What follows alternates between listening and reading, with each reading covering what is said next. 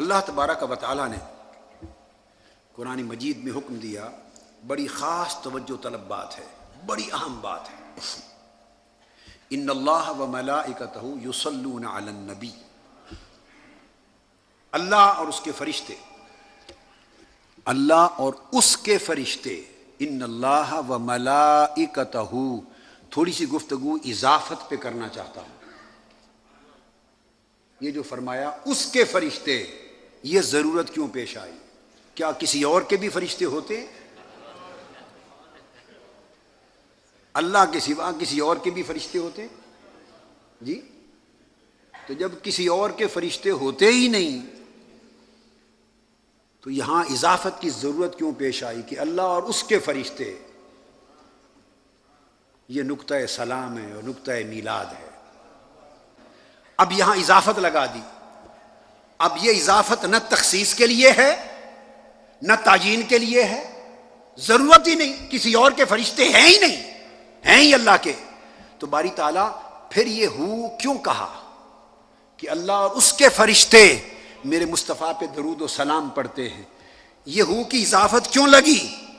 اللہ اور اس کے فرشتے مصطفیٰ پہ درود و سلام پڑھتے ہیں، یہاں لگا کر اس کے فرشتے، اس اضافت کو اس لیے قائم کیا ہے تاکہ نسبت قائم ہو جائے، نسبت قائم ہو جائے اور یہ اعلان ہو جائے جو میرا فرشتہ ہے وہ میرے مصطفیٰ پہ درود و سلام پڑھے گا، اور جس فرشتے نے مصطفیٰ پہ درود و سلام نہ پڑھا وہ آج سے میرا فرشتہ نہ رہا۔ اس بات کا اشارہ ہے، اعلان ہے، کہہ کر فرشتوں کو متنبہ کر دیا، فرشتوں کو متنبہ متوجہ کر دیا کہ سن لو، وہ تو میرے ہی، مگر وہی میرا رہے گا جو میرے مصطفیٰ پہ درود و سلام پڑھے گا۔ اس کے فرشتے، جس نے مصطفیٰ پہ درود و سلام نہ پڑھا وہ فرشتہ بھی ہے تب بھی میرا نہ رہا، نہیں ہے۔ باری تعالیٰ یہ بات سمجھ میں آ گئی کہ تو نے تو فرشتوں کو چونکا دیا، تنبیہ فرما دی، اس تنبیہ کا کوئی ہمیں بھی فائدہ ہے؟ قرآن تو ہمارے لیے ہے نا، تو فرمایا تمہیں بھی فائدہ ہے، اس لیے کہ میں خدا ہو کر اپنے فرشتوں کو تنبیہ کر رہا ہوں کہ وہ جو میرے فرشتے ہیں وہ میرے مصطفیٰ پہ درود و سلام پڑھتے ہیں، اور جو نہیں پڑھیں گے وہ میرے فرشتے نہ رہیں گے۔ تمہیں یہ بتایا جا رہا ہے کہ درود و سلام نہ پڑھ کر جیسے کوئی میرا فرشتہ نہ رہے گا، اس طرح جو مصطفیٰ کا امتی ہے وہ درود و سلام پڑھے گا، جو نہیں پڑھے گا وہ مصطفیٰ کی امت نہیں رہے گا۔ دوسری بات جو میری سمجھ میں آئی وہ یہ اضافت تشریفی ہے، تشریفی کسی کو شرف دینے کے لیے۔ تو فرمایا باری تعالیٰ کیوں فرمایا ملائکتہ کہ میرے فرشتے، اس کے فرشتے درود و سلام پڑھتے ہیں؟ فرمایا جو میرے محبوب پہ درود و سلام پڑھے گا ان کو اضافی شرف سے نوازوں گا۔ فرشتے تو سارے ہی ہیں مگر ان کو اپنا فرشتہ کہہ کے بلاؤں گا، میرے فرشتے۔ جیسے بندے تو سارے ہی ہیں خدا کے، ان کل من فی السماوات والارض الا آتی الرحمن عبدا، جو کچھ زمین و آسمان کی کائنات میں ہے وہ اللہ کا عبد اور بندہ ہے۔ بندے تو سارے ہیں مگر جن پر مہربان ہوتا ہے وہ کہتا ہے قل ان عبادی یا عبادی، اے میرے بندو، ان عبادی لیس لک علیہم بسلطان، اے شیطان جو میرے بندے ہوں گے تیرا داؤ ان پہ نہیں چل سکتا۔ تو بندے تو سارے ہیں مگر بعضوں کو چن کر اپنا کر لیتا ہوں، اس طرح فرشتے تو سارے ہیں جو مصطفیٰ پہ درود و سلام پڑھے ان کو اپنا بنا لیتا ہوں۔ یہ اضافت تشریفی کے درود و سلام نے ان کو اپنا بنا لیا۔ تو یہ پیغام باری تعالیٰ پھر ہمارے لیے پیغام کیا ہے؟ اس اضافت تشریفی میں فرمایا تمہارے لیے پیغام یہ ہے کہ امت تو ساری ہی ہے مگر جو درود و سلام پڑھیں گے وہ خاص مصطفیٰ کے ہو جائیں گے، وہ امت ہو جائے گی۔ جو درود و سلام پڑھیں گے وہ خاص مصطفیٰ کے ہو جائیں گے۔ اضافت تشریفی یہ شرف کیسے ملا؟ درود و سلام کے سبب۔ فرشتوں کو ملائکتہ کا ٹائٹل جو ملا اس کے فرشتے، یہ شرف صرف یصلون علی النبی نے عطا کیا۔ نبی کے درود و سلام کے سبب سے عطا کیا کہ اللہ اور اللہ کے سارے فرشتے حضور پر درود و سلام پڑھتے ہیں. یہ خبر تھی. اس کے بعد امر ہے. یہاں تک خبر تھی، آپ کو خبر دی کہ اللہ اور اس کے فرشتے حضور پہ درود و سلام پڑھتے ہیں. اس کے بعد امر اور حکم ہے، اے ایمان والو صلو علیہ وسلموا تسلیما. تم بھی ایمان والا رہنا چاہتے ہو اور ایمان کی دولت کو برقرار رکھنا چاہتے ہو اور میرے مصطفیٰ کا بننا چاہتے ہو اور میرا بن جانا چاہتے ہو ملائکتہ کی طرح، تو تم بھی میرے محبوب پر درود پڑھا کرو اور کثرت سے سلام پڑھا کرو. پہلے خبر دی، اب امر دیا. سمجھ گئے؟ اب یہاں ایک نکتہ سمجھ لیں، علمی نکتہ. یا ایھا الذین آمنوا صلوا علیہ وسلموا تسلیما، یہ صریح امر ہے اور یہ تقاضا کرتا ہے فرضیت و وجوب کا. ایک ٹھوس علمی بات بتا رہا ہوں. اس امر سے ثابت ہوا بغیر اشتباہ کے کہ حضور پہ درود و سلام پڑھنا فرض ہے. درود و سلام پڑھنا فرض ہے. یہ حکم الہی ہے، صیغہ امر ہے، یہ وجوب کے لیے ہے. درود و سلام پڑھنا فرض ہے. اب آگے چلیں. فرض ہے تو پھر کسی کنارے پہ لے جائیں گے نا اس کو. تو جب فرض ہے اور فرض بھی اتنا اعلیٰ کہ اس فرض کی ادائیگی سے پہلے اس نے اپنی خبر دی ہے کہ میں اور میرے فرشتے حضور پر درود و سلام پڑھتے ہیں، یہ خبر دے کر پھر امر کرتا ہے، ورنہ کسی امر سے پہلے اس نے اپنی خبر نہیں دی. اقیموا الصلاۃ، نماز پڑھو، اپنی کوئی خبر نہیں دی کہ میں بھی پڑھتا ہوں یا نہیں. اس نے کس کی پڑھنی ہے؟ روزہ رکھو، امر دیا، خبر اپنی نہیں دی، وہ روزوں سے پاک ہے. حج کرو، امر دیا، خبر نہیں دی. بولے نا، خبر کاہے کی دے؟ وہ روزے رکھتا ہے، وہ طواف کرتا ہے، وہ حج کرتا ہے، وہ زکوٰۃ دیتا ہے، وہ نمازیں پڑھتا ہے. اس نے کس کی عبادت کرنی ہے؟ وہ تو خود معبود ہے. اس لیے کہیں خبر نہیں دیتا، امر دیتا ہے. جب حضور پر درود و سلام کی باری آئی تو امر بعد میں دیا، پہلے اپنی خبر دی. اس لیے یہ جو صیغہ امر ہے یہ بطریق اولا اس بات وجوب و فرضیت کرتا ہے. یہ فرض ہے درود و سلام. اب یہاں جو اگلی بات میں کہنا چاہتا ہوں، یاد رکھ لیں، کتابوں میں نہیں ہے یہ بھی، ہاں صرف ہے تو اللہ کی کتاب میں ہے، لوگوں کی لکھی ہوئی کتابوں میں نہیں، اللہ کی کتاب میں. جب یہ فرض ہوا اور اعلیٰ فرض ہوا جو خبر کے بعد وارد ہوا جس کا امر، تو پھر اس فرض کی ادائیگی کے لیے محل بھی فرض کے درجے کا ہونا چاہیے. یہ خاص بات کہنا چاہ رہا ہوں. مفتی اعظم صاحب اور محقق العصر ان کی توجہ کے لیے، جب یہ اعلیٰ فرض ہے تو اعلیٰ فرض کی ادائیگی کے لیے محل بھی اعلیٰ فرض کا ہونا چاہیے. یعنی یہ فرض ادا ہو تو کسی ایسے مقام پر ادا ہو جو مقام بھی فرضوں میں سب سے اعلیٰ ہو.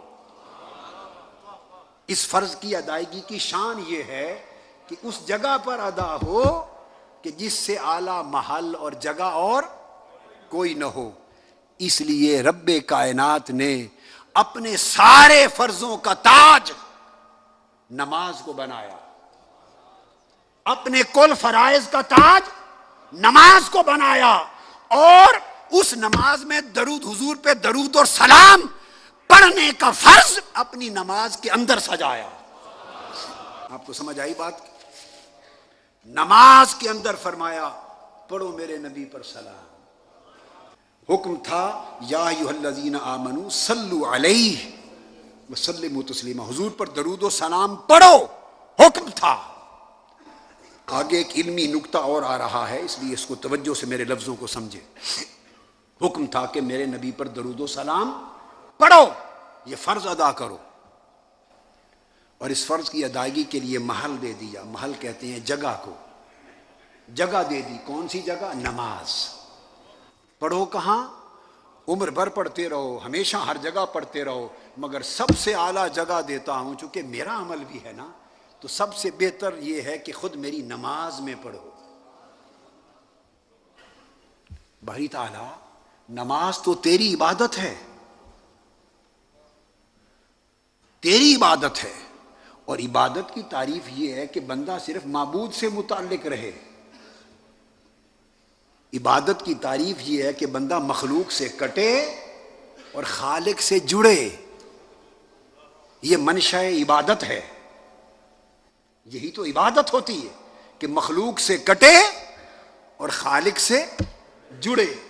تو تو نے عبادت کا مفہوم یہ سمجھایا، جب آپ نماز پڑھتے ہیں تو اللہ اکبر کہتے ہیں، ہاتھ اٹھانا اشارہ ہے کہ مولا ہر شے سے، دنیا مخلوق اور ماورا سے اور دنیا و مافیا سے ہاتھ اٹھا لیا، ہاتھ اٹھا لیا ہر شے سے، صرف تیرے ہو گئے. متوجہن الی جہۃ الکعبہ عبادۃ للہ، ہاتھ باندھ لیے، صرف اللہ کی طرف متوجہ ہو گئے، اس کے گھر کی طرف. تو عبادت تو نام اس شے کا ہے کہ ہم ہر شے سے کٹ جائیں اور تجھ سے جڑ جائیں. اور عجیب بات ہے کہ جب ہر ایک سے کاٹ کر، ہمیں ہر ایک سے کاٹ کر اپنے ساتھ جوڑ لیا، ثنا کرا لی، قیام کرا لیا، رکوع کرا لیا، سجود کرا لیا، تسبیحات کرا لی، جب خوب جڑ گئے، جب تجھ سے خوب جڑ گئے، حالت ثنا میں جڑ گئے، حالت قیام میں جڑ گئے، حالت رکوع میں جڑ گئے، سجود میں جڑ گئے، جب خوب تجھ سے جڑ گئے اور ہر ایک سے خوب کٹ گئے اور صرف تیری طرف متوجہ ہو گئے، جب متوجہ ہو کے تیری دہلیز پر بیٹھے تو تو نے اب حکم دے دیا کہ اب میرے مصطفیٰ پہ سلام پڑھو. اب بتا، یہاں ذہن بٹ گیا کہ اب تیرا سوچے یا تیرے محمد کا سوچے صلی اللہ علیہ وسلم. اب کدھر جائیں؟ عبادت نام تھا مخلوق سے کٹ جانا اور خالق کی طرف یکسو ہو جانا. وَاذْكُرِ اسْمَ رَبِّكَ وَتَبَتَّلْ إِلَيْهِ تَبْتِيلًا. ہر شے سے کٹ کر اسی کا ہو جا. اقم الصلاۃ لذکری، قرآن کہتا ہے نماز پڑھو صرف میری یاد کے لیے. یہ قرآن کا حکم ہے. ایک طرف تو نے کہا نماز پڑھو صرف میری یاد کے لیے، اب تیری یاد کے لیے نماز شروع کی تھی، تیری ثنا کی، قیام کیا، رکوع کیا، سجود کیا، تیرا کلام پڑھا. جب خوب جڑ گئے اور تیری طرف ہو گئے اور ہر ایک کو بھول گئے، کٹ گئے، اب اپنی دہلیز پر بٹھا کر اب تو فرماتا ہے اب پڑھو یا نبی سلام علیکہ، السلام علیکہ ایھا النبی. اب فرماتا ہے میرے محبوب پر سلام پڑھو. اب بتا اب کیا کریں؟ اب ذہن بٹ رہا ہے، تیرا سوچیں یا مصطفیٰ کا سوچیں؟ کو سمجھ میں آ رہی ہے بات؟ بھائی مجھے بتا دینا بیٹے، یہ کیو ٹی وی کا جو لائیو ہے نشریات کس وقت تک ہے؟ میں اسی ٹائم پہ ختم کر دوں گا. میرا مضمون تو اتنا لمبا پڑا ہے کہ یہ تو 12 گھنٹے بھی ختم نہیں ہوگا. جو ٹائم مقرر ہے بس وہیں چھوڑ دوں گا. اپنے بیٹے بس ان کو زیادہ ڈسٹرب نہ کریں، جب چاہیں گے ختم کر دیں گے. ہمارا کیا ہے، جتنا سودا آج دے دیا آج دے دیا، تو نہیں تو اگلا سودا پھر اگلی جگہ دے دیں گے. ہم نے تو ہر جگہ گاہک ہی ڈھونڈنے ہیں اور ایک ہی بولی لگانی ہے اور ہر جگہ سودا بیچتے جانا ہے. کوئی بات نہیں ہے. تو باری تعالیٰ یہاں آ کر ذہن بٹ گئے، ذہن اس مسجد والے کے، اس مسجد میں آئے، ادھر گئے. یہ کہتے ہیں صرف ذکری، بس نماز میں عبادت میں صرف اللہ کی طرف دھیان کرو. ادھر گئے تو حضور کی بات ہو گئی، تو نے کہہ دیا حضور پہ سلام پڑھو. اب سمجھ میں نہیں آ رہی، ادھر جائیں ادھر جائیں، ادھر جائیں ادھر جائیں. تیرا سوچیں، محبوب تیرے کا سوچیں، کیا کریں؟ یہاں تو معاذ اللہ استغفر اللہ ہے نہیں، صرف آپ کو سمجھانے کے لیے کہہ رہا ہوں، شرک سا لگ رہا ہے، استغفر اللہ العظیم، استغفر اللہ العظیم، ایسا نہیں ہے۔ شیطانی سوچ رہی ہے، ناسوتی دماغ سوچ رہا ہے کہ اللہ تیری عبادت تھی تو اس میں رسول پر سلام آ گیا، دھیان بدل گیا، تیری بجائے ادھر دھیان چلا جائے، اب کیا کریں، ادھر جائیں یا ادھر جائیں؟ وہ جواب دیتا ہے شرک یہ نہیں، یہ شرک نہیں، ایک ہونے کو شرک نہیں کہتے، ایک کو دو بنانا شرک ہے۔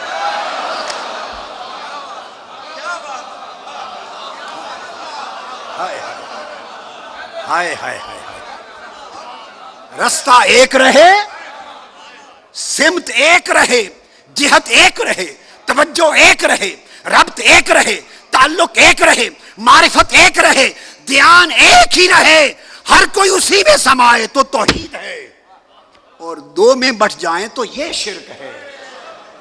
ادھر ادھر کرنا یہ شرک ہے، ادھر ادھر سوچنا یہ شرک ہے۔ توحید والا کہتا ہے کہ نہ ادھر کی بات کرو نہ ادھر کی بات کرو، ادھر ادھر تم نے بنا رکھے ہیں، میں نے اپنی عبادت میں مصطفیٰ کا سلام رکھا اس لیے ہے کہ نہ گردو ہے نہ دردو ہے۔ ابھی یہ جو نقطہ بیان کیا، اس پر 7 احادیث کے پھر آگے دلائل تھے، یہ جو بنیاد بنائی ہے، تو اتنی بات سمجھ لیں تو فرمایا کہ شرک یہ نہیں، شرک یہ ہے کہ یہ دو گھر بنانا، دو در بنانا۔ فرمایا میری نماز ہے، میرے محبوب پہ سلام پڑھو، اور اگر ذہنوں میں یہ خیال آتا ہے، بعض ذہنوں میں، کہ یہ السلام علیک ایھا النبی، حضور تو ہے نہیں سامنے، حضور تو سامنے ہے نہیں، تو اے نبی آپ پر سلام پڑھیں۔ یہی عمل ہے نا جو نماز کے باہر میلاد کی محفل میں کرتے ہیں، یا نبی سلام علیک، وہی عمل اللہ نے نماز میں کرایا۔ تو یہ خیال اگر آئے کہ حضور تو ہے نہیں تو یا نبی، اور ایھا النبی کا ایک ہی معنی، یا نبی کیوں کہیں، تو یاد رکھ لیں یہ خطاب ندا کا خطاب، اس کی شرط نہیں کہ اسی کو کرو یا کہو جو موجود ہو، یہ شرط نہیں ہے علم لغت میں اور علم نحو میں۔ جو موجود ہو اسے بھی یا کہتے تھے، جو موجود نہ ہو، غائب ہو، اسے بھی یا کہتے ہیں، اور جو موجود یا غیر موجود تو کیا جو سرے سے معدوم ہو، ابھی وجود میں ہی نہ آیا ہو، اسے بھی یا کہتے ہیں۔ صرف ایک دلیل کے ساتھ بات ختم کر رہا ہوں، باقی سارا مضمون چھوڑ رہا ہوں، یہ ابھی تمہید تھی، میں تو اصل اس طرف آیا نہیں تھا۔ ابھی قرآن مجید میں حکم ہوا یا میرے محبوب بنی نوع انسان سے فرما دیجئے یا ایھا الناس انی رسول اللہ الیکم جمیعا۔ حضور نے کیا فرمایا؟ یا ایھا الناس، اے لوگو، اے نسل بنی آدم، اے بنی نوع انسان، میں تم سب کی طرف اللہ کا رسول ہوں۔ یہ جو خطاب حضور نے کیا، کیا صرف صحابہ کو تھا؟ ہمیں تھا یا نہ تھا؟ اگر ہمیں بھی ہے اور ہماری طرف بھی حضور رسول ہیں، تو کیا جب حضور یا کہہ رہے تھے ہم موجود تھے؟ جو موجود تھے انہیں بھی یا ایھا الناس کہا، ہم جو موجود نہ تھے انہیں بھی یا ایھا الناس کہا، جو شرق تا غرب غائب میں تھے انہیں بھی یا کہا، جو قیامت تک ہیں اور معدوم ہیں آج بھی نہیں، وہ بھی یا میں داخل ہوئے۔ ارے جب مصطفیٰ یا کہیں یا مصطفیٰ کو یا کہے، جو موجود ہو وہ بھی داخل ہوتا ہے، جو معدوم ہو وہ بھی داخل ہوتا ہے۔ سبق یہ ہے لوگوں، یا نبی سلام علیک پڑھا کرو، جو حضور کو موجود سمجھے وہ موجود سمجھ کے یا رسول پڑھا کرے، جو موجود نہ سمجھے، غائب سمجھے، وہ غائب جان کر بھی یا نبی پڑھا کرے۔ جو موجود سمجھے، موجود کے لیے بھی مصطفیٰ یا نبی ہے، غائب کے لیے بھی یا نبی ہے، معدوم کے لیے بھی یا نبی ہے۔ یا کی کوئی شرط ہی نہیں موجود و غیر موجود کی۔